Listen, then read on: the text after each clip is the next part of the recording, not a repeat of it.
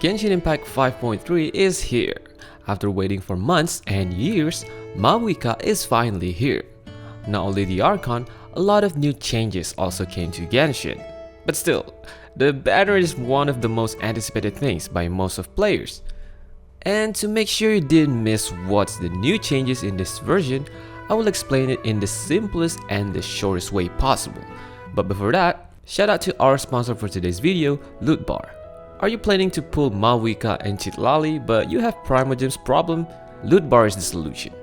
Loot Bar is a trustworthy top-up service that already processed over 100k sales only for Genshin, and they have more than 20k good user reviews, and they offer 23% cheaper price compared to in-game purchase. I usually purchase mine here because how fast it is and how easy it is. Moreover, it is safe because they conducted their top-up through Genshin's official channel. All you need just fill your UID and select the server, and in a few minutes, the purchase is here. And for the new user, click the link in my description box or my comment section to get another 8% discount. So make sure to visit Loot Bar for your next top-up. After the version update, after obtaining rewards from bosses that consume 40 original resin, you no longer have to teleport away and wait for the bosses to respawn. In this version, the bosses will respawn right away in their original location, so you don't have to teleport away and back. And if you're playing in EN voice, there is some characters line that is not voice, such as Kenneth and Ianson's line in the Archon quest. And seems like there will be many more unvoiced characters in the Lantern Rite, so keep that in mind. After the version 5.3, spiral-based updates on January 16 will come with an adjustment. On this update, Floor 12 will have a leyline disorder. In the first half, PYRO damage dealt by all party members' normal attack will increase by 75%. And for the second half, all party members' Night Soul aligned damage is increased by 75%. After the 5.3 updates, travelers with world level 8 and 9 will be able to freely enter each other's worlds in co-op mode. The enemy levels and drop will be based on the world level of the host player.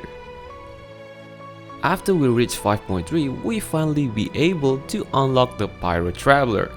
To be able to activate the new path, you will need to complete the Archon Quest Chapter 5, Act 5, Incandescent Oath of Resurrection, where all hopes lie. Giving the offering to the Throne of Primal Fire will further enhance the PYRO abilities.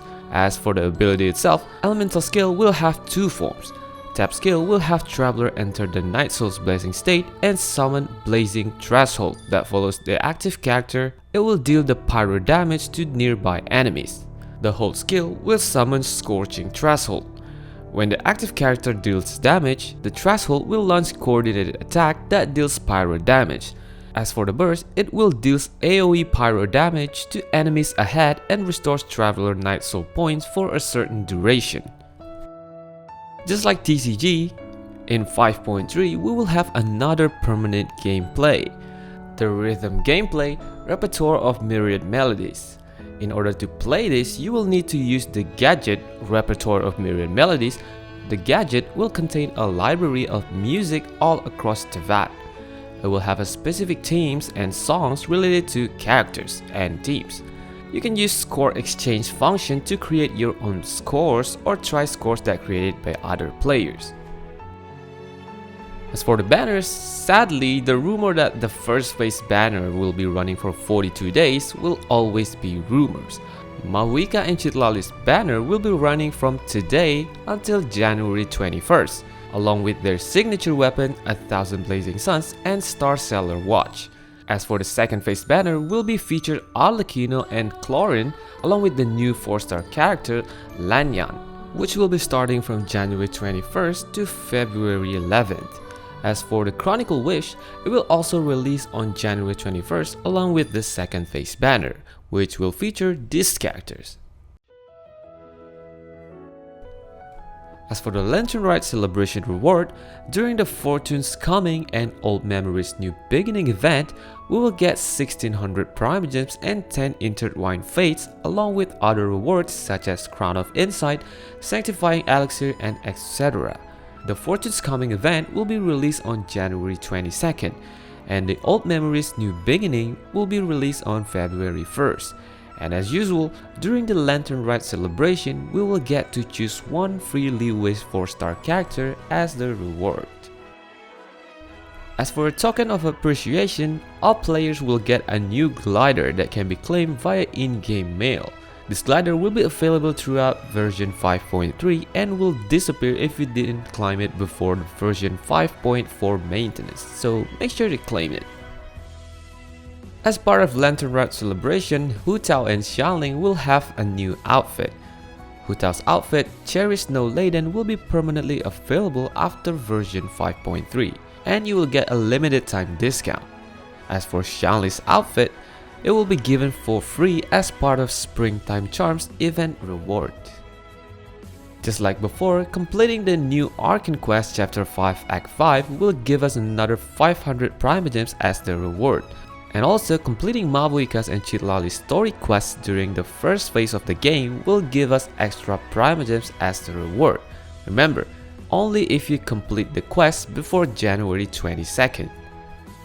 As for the new enemies, we will have 2 newcomers, a new weekly boss in version 5.3, Lord of the Eroded Primal Fire, and a new world boss, Wayward Hermetic Spirit Seeker, that you can find on the south of the Master of the Night's Wind encampment. After the version update, Artifact Interface will highlight recommended artifact affixes for the current character. The data is sourced from recently active players. When the event Springtime Charms begin, the Xiao Lanterns will be permanently sold by the Leeway's NPC, Granny Shan. The number of artifacts that can be stored in your inventory is increased from 1.8k to 2.1k. As for the main event, we'll have Shuyu's Beveling Beetle Battle Bow, Emblem of the Steadfast Valor, On the Trail of Behemoths, and the Lantern Rite's Springtime Charms. A new teleport waypoint is added to this range in Natlan due to the addition of the new boss. So the number of unlocked teleport waypoints required to complete the achievement Scaling the Scorching Sacred Mountains 2 has also been adjusted. But for travelers who have already completed this achievement, completion status will remain unchanged. The envisaged echoes also have another updates. In 5.3 we got 2 new echoes. Scarlet Leaf's Pursue Wind Waves for Kazuha and Planilun Gaze for Ganyu, which can be claimed after you completed the challenge. So I think those are the most important things that you can find in version 5.3. I hope that helps. That's all for today. Thanks for watching.